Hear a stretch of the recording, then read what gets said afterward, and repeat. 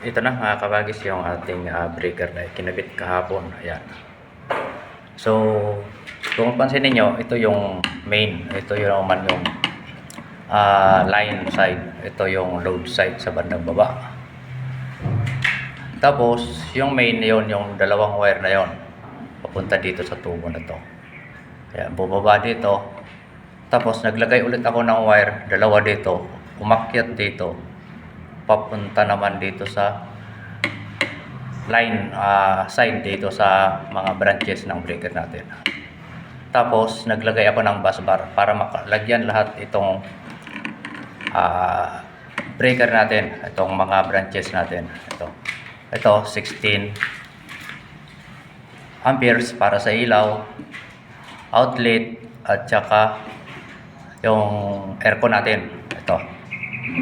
So, ang line side niya ay nandito lahat sa taas kasi non-reversible ito. So, nandito lahat yung load side. Ito ilaw, outlet, at saka yung apang ng aircon. Yan. Tinanggal ko muna yung ground. Ito mga kabagis. Yan. Pagka nagkakabit kayo ng mga ganito, mas maganda kung gumamit lang kayo ng kahit mga 16 amperes na breaker para sa ilaw. Kasi, napakalaking ano na yan, maraming ilaw na ang pwedeng ikabit dito. Dahil ito ay ang kaya na watts ay nasa 520. 3,520 watts ang kaya niya. Pero hindi ginagamit lahat 'yon.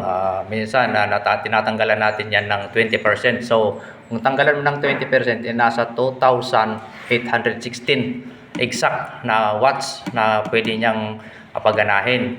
So, kung ilaw lang ay napakadami 'yon, di ba? Minsan gumagamit lang naman tayo ng hanggang 10 watts, kaya ito kahit pa isang daang bumbilya ay kayang-kaya niya. Ayan mga kabagis, ito ground naman yan ito. Ayan. Tinanggal ko muna para makita nyo yung mga connection. Ito. Pag nagkabit kayo mga kabagis ay huwag nyong isasama yung ano nito. Pagkano? Yung sa ilalim dito. Huwag nyong isasama yung balat kasi minsan dyan umiinit. Kaya dapat ganyan talaga ang connection nito. Non-reversible kasi hindi pwedeng baliktarin yan. Yung load side ay gamitin mong line. So hindi pwede yun kasi kailangan nasa taas ang line niya.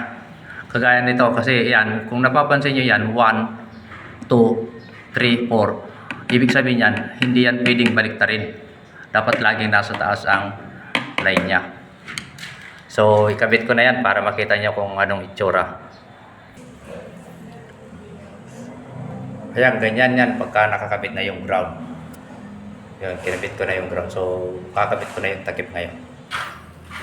Oh, ayan na siya. Pagka may takip na, pag naikabit na yung takip, yan. Makinis at maganda pagka lapat niyan pagka ganyan.